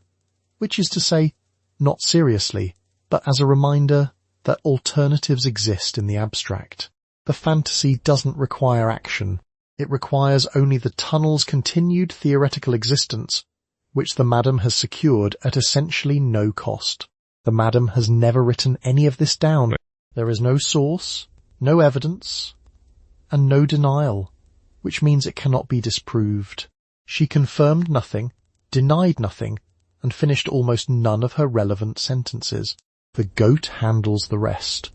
And yet, every few months, someone goes down to look. You bring a candle. The goat is asleep, or bribed, or briefly diplomatic. You press on the newer section of the mortar. It does not move. You look at the floor for trapdoors. There are none, or there is one, but it opens into a smaller, wetter cellar, which is somehow worse. You come back upstairs, smelling of cellar and goat, and say nothing for a while. The tunnel remains unconfirmed. The candle, for what it's worth, never makes it back up with you. Once a season, with the approximate democratic legitimacy of a system designed by someone who once heard about voting and has never experienced its formal constraints, the House holds an election for House favourite. The ballots are cast on torn loth scraps, old receipt fragments, and on one documented occasion, a piece of bread crust that was apparently load-bearing enough to survive the process. The campaigns involve bribery. The currency of bribery is soap, real, good soap, the kind that actually works, which in 1352 is so scarce in this building that a single unscented bar constitutes a major political offering. You give soap, you receive soap. You make promises about what being house favourite will mean for the person who votes for you, and those promises are specific enough to be credible and vague enough to be deniable. Now the mechanics. The madam does not run the election. She oversees it, which is a different thing the way a judge oversees a courtroom, while also owning the courtroom, the building the courtroom is in, and the only exit. She sets the date, she collects the ballots, and she counts them in a back corner, while you and everyone else in the building tries to read her face, which gives away nothing. Her face has given away nothing since approximately 1341. The ballots pile up in a wooden bowl that usually holds turnips. The turnips are relocated. The cat, who has not been briefed on the relocation, sits in the bowl anyway and refuses to move for 40 minutes, which delays the count and gives two people just enough time to reconsider their votes and pull them back, which is technically not allowed, but the madam does not say anything because she also wants the cat to move. This is where the goat becomes relevant. The goat lives in the cellar. The goat should not be involved in elections. And yet, someone no one admits to this, writes the goat's name on a cloth scrap and submits it as a ballot. This happens every season. The goat receives, on average, 3 votes. This season the goat receives 4, which is a new record and causes a brief but genuine debate about whether the goat is gaining momentum or whether the campaign soap supply is simply lower than usual and people are expressing frustration through livestock endorsement. The madam does not comment on the goat votes. She counts them, sets them aside in a separate pile, and moves on. There is a separate pile. The pile exists. This implies the goat has run often enough to warrant organizational infrastructure. Of course, the winner of the election receives real things. Better placement during the evening's entertainment rotation. First access to the kitchen bread before it goes hard. A slightly less straw-matted section of the sleeping room, which sounds modest and is in fact fought over with intensity disproportionate to the actual comfort involved. The bread is the main draw. The bread is always the main draw. You can campaign entirely on the bread and still win. Meanwhile, the runner-up receives nothing, which everyone knew going in, and which lands the same way every time regardless. The runner-up this season is not the goat. The goat came second last season. Amau! This season the goat came third, which is objectively worse, and the goat does not care even slightly. The goat is currently eating part of a losing ballot. The goat has no position on electoral outcomes. The goat is doing fine. The goat was nominated as a joke by someone who had been drinking and who found the premise funnier than it turned out to be when the results came in. The goat received enough votes to place second. This is not disputed. The cloth scrap ballots were counted by the madam herself in the light of 3 candles, and several of those ballots had the goat's name on them, written with real conviction, not irony. Nobody has fully explained how the goat's name was transmitted to the voters as a viable option, but the goat has not helped investigations by maintaining a consistent demeanour that does not distinguish between winning and losing. The goat behaved the same before the vote as after. This is arguably better than most of the human candidates managed. Now, the goat's campaign, such as it was, consisted of standing in the main room during the counting period and looking at people. That's the whole platform. No promises about bread allocation, no whispered deals behind the ale casks, no soap. The goat simply existed in the room with a quality of attention that several voters later described independently as unsettling and like it knew something. These are also words people use about the madam, so perhaps the voting logic was not entirely without reason. Let's talk about the actual second place finish, because the implications were significant. Coming in second meant the goat outperformed 2 human candidates, one of whom had campaigned with a full bar of soap and a promise to share her better sleeping spot. She did not share the sleeping spot. She also did not get the votes. The goat, who offered nothing and made no eye contact with the soap, still beat her. The soap candidate did not speak about this afterward. Nobody mentioned it directly. The cat, which had spent the earlier counting session sitting on the ballots and refusing to move, also declined to comment. Of course, the question of why anyone voted for the goat in earnest is one you could spend considerable time on and still not resolve. The working theory inside the House is that several voters simply preferred a candidate who could not hold office, collect bread priority, or sleep in the better spot, which meant voting for the goat was the safest way to register a preference without generating an enemy. This is called strategic voting. It is also called a Tuesday in any century. Meanwhile, the goat ate 2 of the cloth scrap ballots before the final tally was confirmed. The madame did not recount. She noted the missing ballots, looked at the goat, and wrote the totals down in a manner that suggested she had already anticipated this outcome and had planned around it. The goat was not disqualified. There is no rule against eating the evidence. There is now a rule against it, posted on the wall next to the faded tapestry that may or may not depict a biblical miracle. The goat has not read it. And yet the strangest part of the whole affair is not the result. It's that in the days following the count, several workers began referring to the goat with a slightly elevated register. Not reverence exactly, but a kind of grudging acknowledgement. Someone moved its sleeping corner marginally closer to the fire. Someone else saved it the heel of a bread loaf. Nobody said this was related to the election. The goat accepted the bread without ceremony and wandered away. The next nomination period is in 3 months. No one has ruled anything out. The most effective campaign resource is soap, not metaphorical soap. An actual bar of unscented soap. Rare, expensive, and wanted by everyone in the building with a desperation that is entirely proportional to the bathing conditions described earlier. A worker who produces a bar of soap in the week before a vote is not giving a gift. They are making a statement. And the statement is, I have resources, I am willing to deploy them, and I will remember who voted correctly. The soap comes from somewhere. No one asks where exactly. The important thing is that it is real soap, dry soap.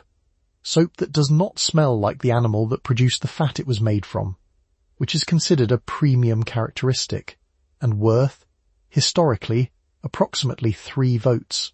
Now, soap is not the only currency in circulation. Ballots themselves are a negotiated resource.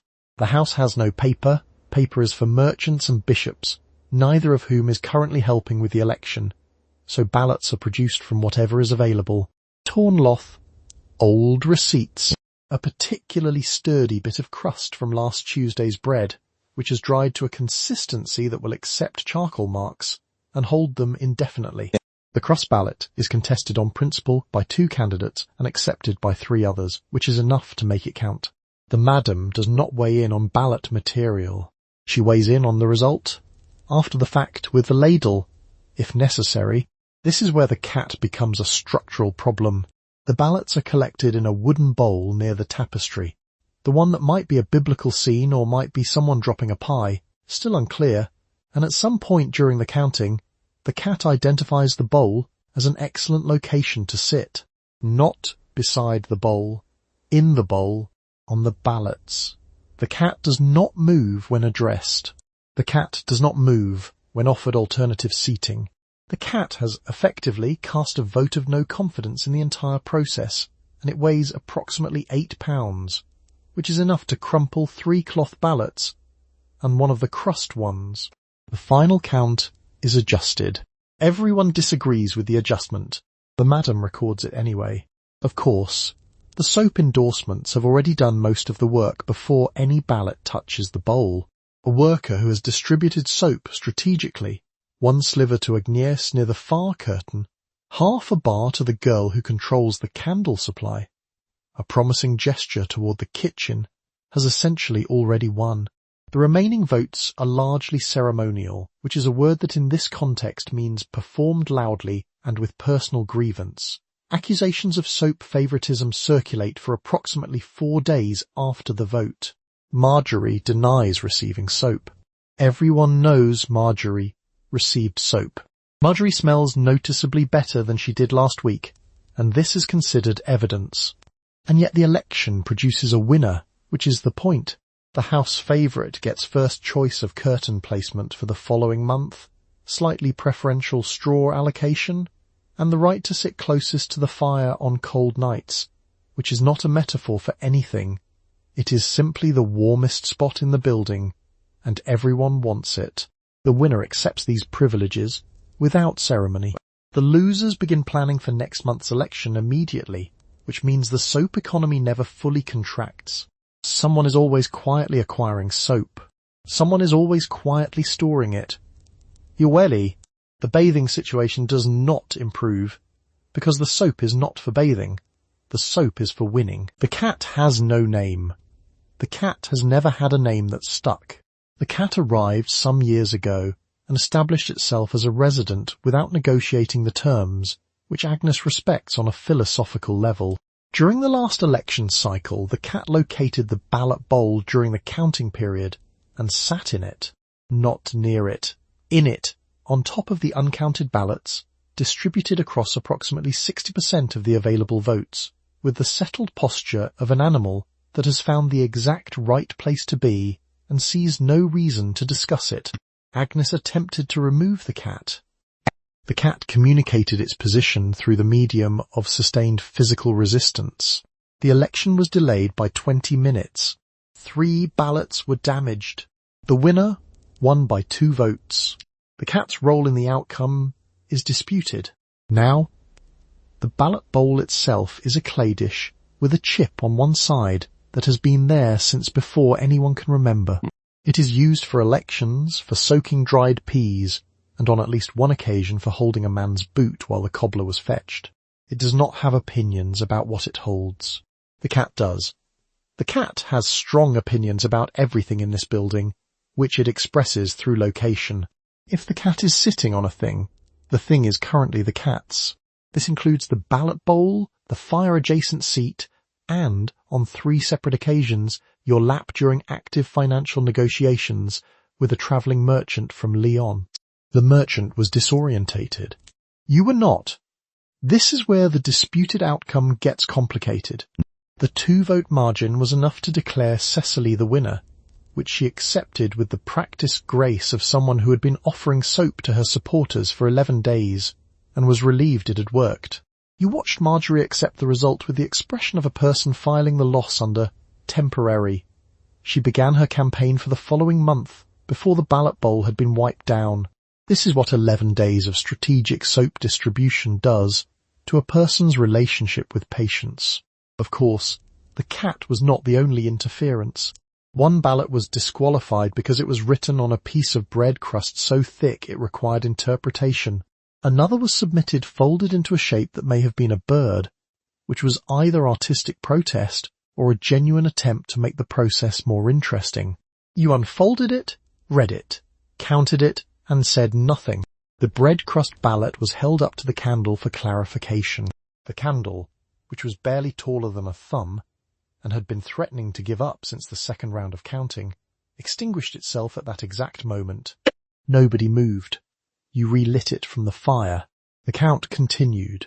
Meanwhile, the cat had relocated to the window ledge by then, watching the street with the mild interest of someone who has already made their contribution and considers the rest of the proceedings a formality.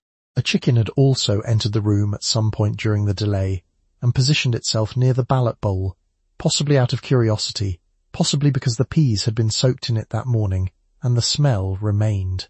You did not address the chicken directly. The chicken stayed for the duration of the count and left without commenting on the result. The thing about the election is that everyone takes it seriously and everyone pretends they do not. You cast your ballot on a scrap of cloth or a torn receipt, or, if the available materials have run out, a particularly sturdy bit of crust, and you fold it, and you drop it in the bowl, and you walk away with the composed expression of someone who has simply completed a minor administrative task. Then you spend the next 3 days watching curtain placement and straw allocation with the focused attention of a minor noble reading a will. Cicily's new curtain position gets noted. The fire-adjacent seat gets noted. Nobody says anything out loud. The cat is already planning where to sit next month. Sleep in this building is not a single continuous event. It is a series of attempts separated by interruptions, and the interruptions follow a predictable schedule. The goat is active between roughly 3 and 4 in the morning. The rooster begins at dawn, from inside the building, at a volume that suggests it has something to prove. The curtain between your space and Marjorie's space moves in a draft at irregular intervals and produces a sound that falls between whisper and complaint. Somewhere below, the stew is doing something on the fire. The building itself shifts and creaks in the dark, the way buildings do when they are made of wood and optimism, and have been doing this for longer than anyone involved expected. You have slept through most of this before. Tonight is different. Tonight Marjorie has a cough. The cough is not continuous, which would almost be easier.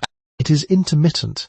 It arrives every 4 to 7 minutes, just long enough after each occurrence for you to believe it is over, and then it is not over. It has its own rhythm, its own pacing. If someone set it to a lute, it would be a song about disappointing outcomes. Let's talk about the other sounds. The goat is not simply awake between 3 and 4. The goat is moving. Specifically, the goat is moving toward the warmest surface in the room, which is currently you. Its hooves on the floorboards are a slow, deliberate sequence of announcements. You know what is coming. The goat knows you know. It arrives anyway, and stands on your feet with the calm authority of something that has never once questioned its right to do this. Meanwhile, 2 rooms over, there is a snore that has been catalogued by every person in the building and attributed, depending on who you ask, to old Thomas, to the walls themselves, or to the ghost of a merchant who died owing 6 weeks of unpaid fees and apparently never resolved it. The snore is not unpleasant exactly. It is reliable.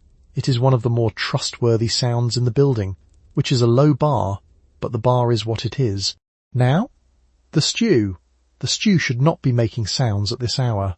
The fire should be banked. And yet, something is happening down there, a slow bubble, A shift, a single dull thud that travels up through the floorboards and arrives in your back at the exact moment you have found a position that does not involve a straw stem pressing into your shoulder. The stew is not sorry. This is where the mice enter the account. Not dramatically, not all at once. Just the small, persistent sound of something determined making its way along the wall with a specific destination in mind. The mice have their own schedule, their own priorities, and a complete absence of any interest in yours. One of them passes within arm's reach. You do not move. The mice are part of the building's ambient noise. You stopped having feelings about the mice sometime in October. Of course, the curtain moves again. Marjorie coughs. The goat shifts its weight.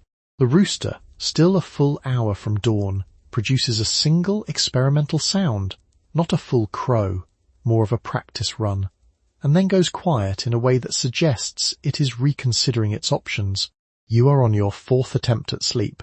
The straw mattress beneath you has distributed itself into a geography of lumps that may predate the current conflict in France. A single tallow candle on the floor has burned down to a stub and is now producing more smell than light, which is a kind of achievement. Somewhere outside, a cart passes. A dog responds.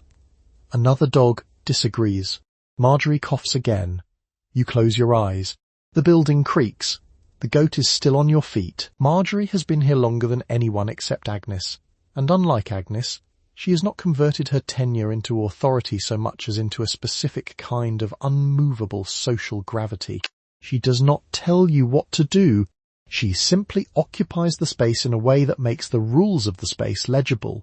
She knows where everything is. She knows every customer's preference, every worker's weak point, every room's structural problem.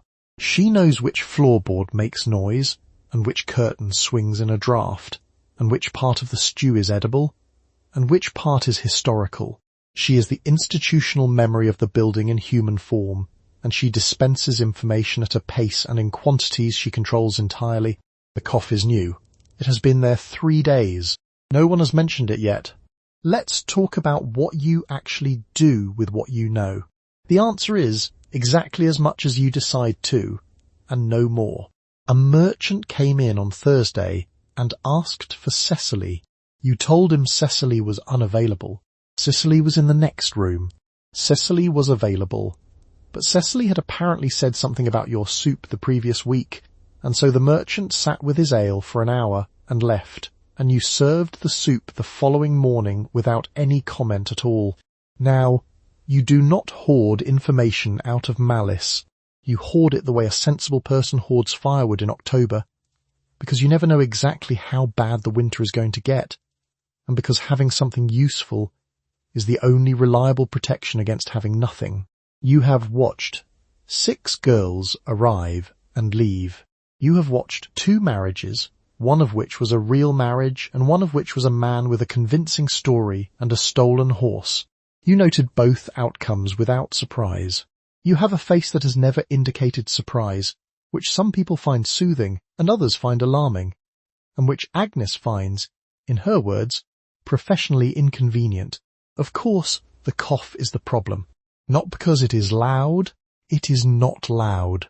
It is the kind of cough that appears once, quietly, and then disappears, and you are not sure you heard it. Then it comes back the next night, in the same place, at the same hour. Then the next. The goat has started looking at you with what can only be described as professional concern, which is an expression you would not have expected a goat to have until you saw it. The goat has opinions about this building that it expresses through sustained eye contact and strategic placement of its weight on your feet. You have not asked for a physician. Asking would be an acknowledgement, and you do not acknowledge things until you have decided how the acknowledgement will be useful. You did accept a second blanket last night, which everyone noticed and no one said anything about, because this is a house that understands silence as a form of communication. The blanket was Cecily's spare. Cecily brought it without being asked. This is not reconciliation exactly. It is closer to a lateral business decision. Meanwhile, the rest of the house is conducting its own quiet analysis of what your cough might mean for the broader social order. You hold no ledger, carry no ladle, but you are the one who knows which customers tip, which ones should be watched, which rumours are worth passing on, and which ones are designed to move attention away from something else. When you are not at your usual spot by the fire, people start giving each other slightly longer looks and slightly shorter answers. The cat is currently sitting on your feet, which means either it is cold or it has made a political decision. With this cat, the distinction is not always clear. The chamber pot must be emptied every morning, and the emptying is not a private act. The window faces the street, which is where the contents go. Following the established custom of every urban settlement in medieval Europe, which handled waste disposal through a combination of gravity and other people's problems. Before throwing, you are supposed to call down a warning. The warning is a word, a specific word, a traditional word, one that everyone knows means stand back, because something is about to happen from above. Whether anyone in the street below at that precise moment respects the warning depends entirely on whether they have had enough experience with mornings in this district to have developed appropriate reflexes. The distant splat, arriving a moment after the throw, is the sound of the day officially beginning. Now, the pot itself, it lives under the bed, which is where all unpleasant necessities live, in a building that has no dedicated room for them. It is ceramic, off-white in the way that things become off-white after extended use in an era without bleach, and it has a small chip on the rim that everyone who uses it knows about and nobody discusses. The chip does not affect function. It does affect confidence. You handle it accordingly. Let's talk about the logistics. The bedroom window is narrow, which means you have to angle. Angling while holding a full chamber pot in the dark, before you have fully woken up, with a goat standing on your feet and a cat watching from the door frame with the energy of someone who already knows how this ends. This is a task that requires more coordination than it looks like from the outside. From the outside, it looks like someone throwing something out a window. From the inside, it is a feat of pre-dawn engineering. Of course, you are not the only one doing this. Every occupied room in the building is going through the same sequence at roughly the same hour, which means the street below receives multiple simultaneous deliveries in the early morning, spaced about 30 seconds apart, like a very specific kind of rainfall. Visitors to the district who do not know to walk in the middle of the road during this window learn. Some of them learn twice. Meanwhile, there is a question of who empties whose pot, which is not a question with a clean answer. The girls on the upper floor have the farthest to carry and the best throwing angle. Agnes, who occupies the small room near the landing, has the worst angle and a window that sticks, which adds a delay between intention and execution that has caused at least 3 documented incidents this season. The madam has never, in living memory, been seen emptying her own chamber pot. This is either a privilege of rank or evidence of a private arrangement that nobody has successfully identified. The act produces a sound, the warning call first, then a pause, then the splat, and that 3-beat rhythm is so consistent that the building's rooster has started crowing in response to it, rather than to the sun. The rooster is not wrong, exactly. It is simply operating on local time, which has diverged somewhat from astronomical time due to the rooster's prolonged exposure to the brothel's schedule. The rooster and the chamber pot have reached an understanding. Nobody asked them to. You are back on the mattress. The candle on the floor is shorter than it was this morning, barely taller than a thumb now, flickering with the commitment of something that has already made peace with its own ending. The curtain shifts. Bernard, or whatever the goat is called, is somewhere in the building, probably near the fire, probably in Agnes's warmth zone, having navigated the social hierarchy of this establishment with more success than several of the humans. The gossip of the day has been fully circulated and archived. The stew is still on the fire. Somewhere across town, in a church that will require your presence on Sunday, someone is saying something about moral conduct that will be contradicted by Wednesday. The mattress is moving slightly again. You do not investigate. You already know how this goes. Let's talk about the sounds. There is a lute player 2 rooms down who is not playing the lute right now, but you know he is still there because you can hear him breathing in the way that suggests a man reconsidering every decision that led him to this specific location. The curtain between your room and the next block's nothing. Not light, not sound, not the sense that someone on the other side is also awake and also pretending to be asleep. The floorboard near the window announces every movement with the confidence of a town crier. The rooster, having long since abandoned any connection to sunrise, crows when it wants to, which is also your problem. Now the candle, it will not last the night. It never lasts the night. You knew this when you lit it, and you lit it anyway, because a room with no candle is just a room with opinions in it and no way to see them coming. The tallow smells have rendered something you have stopped asking what, and it puts out a light roughly equivalent to a man standing far away holding a single good intention. It will gutter around the 2nd hour of dark. The stub will cool into a small grey disc on the floor that the cat will sniff, decide against, and walk away from. The cat has standards. The cat communicates them. Of course, sleep itself is the goal here, theoretically. You have pulled the wool blanket up to a height that represents optimism. The straw in the mattress has arranged itself into a configuration that was comfortable approximately 7 months ago and has not updated since. Marjorie in the next room has settled, which means the curtain is no longer moving on her side, which means you have a window of perhaps 20 minutes before either Bernard arrives or someone downstairs finds something worth yelling about, or Agnes's window catches a draft and the whole upper floor smells like the street. Meanwhile, you are running through the day. Not on purpose. You are simply aware that you performed a smile 14 times, laughed at something twice that was not funny, and delivered a line about the stew that got a reasonable response from the merchant near the fire. The merchant tipped in coin, which the madam received directly, which is how the madam receives everything, which is an arrangement you have made peace with, in the same way the candle has made peace with its situation. You noted that Father Clement visited again. He sat in the back room. He had the stew. He did not make eye contact. This is where the tunnel comes back into your thoughts. The mythical one. The one the madam mentions when the mood in the house tips toward mutiny. The tunnel that supposedly runs under the south wall and out past the tanner's yard towards something better and unspecified. Nobody has found it. Nobody has seriously looked. The last person who looked found a chamber pot from a previous decade and a very old shoe. The madame confirmed the tunnel exists.